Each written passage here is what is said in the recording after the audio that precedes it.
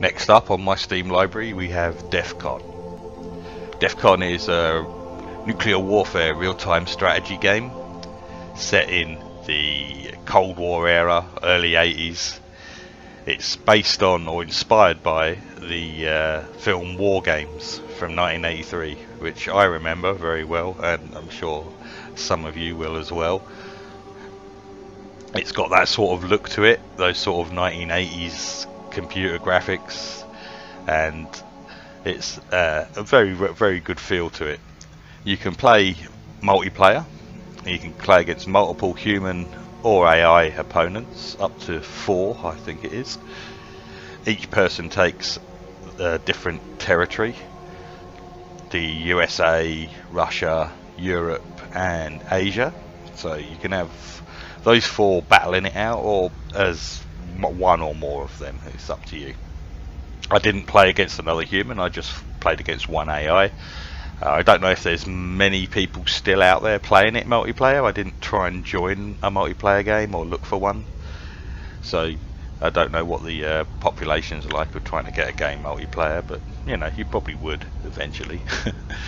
Anyway, you play it by basically placing your different units around your territory. You have missile silos and air bases and radar stations to place at the beginning of the game, and you also have naval units, carriers, battleships and submarines.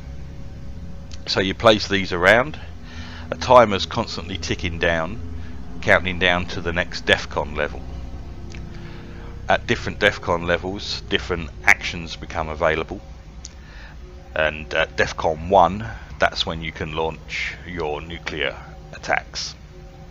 Up till then, it's just kind of strategy, placing your units, moving your fleets around, sending out fighters on reconnaissance missions, trying to find out where the enemy is. But at DEFCON 1, that's when all hell breaks loose. That's when the nukes can start flying. Time can be accelerated, so you don't have to sit and wait for it to go down in real time. You can accelerate time once you've got it all sorted out. And yeah, it's about basically scored by you getting more, or you killing more of the enemy's civilians than they kill of yours. Kind of depressing, but that's the way nuclear war is scored in this game, at least.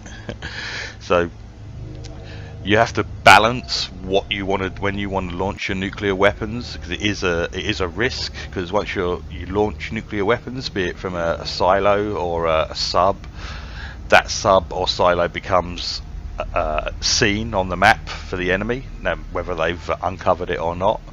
So they'll know where it is, and they'll know where to retaliate if they want to try and take it out.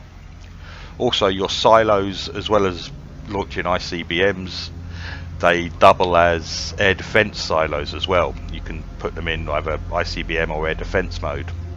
While they're in air defense mode, they will attempt to shoot down enemy nukes and enemy bombers and fighters coming into your territory.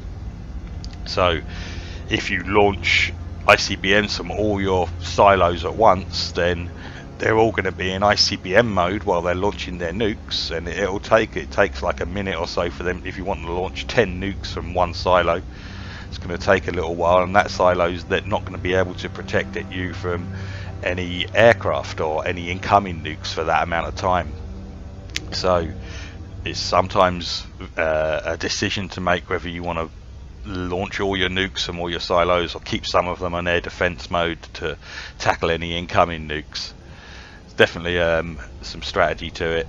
Definitely attack and counter attack is the way of the game. So sometimes it's better to be patient and let your enemy play their hand first, launch all their nukes so you'll see where all their silos are, and then you can counter attack devastatingly, hopefully come out on top with civilian deaths. So yeah, it's pretty decent RTS, quite basic. If you can't play against more human players, you might get bored of it just playing against the AI, but if you can find some human players to play against, you'll probably enjoy it for a bit longer. So yeah, DEFCON,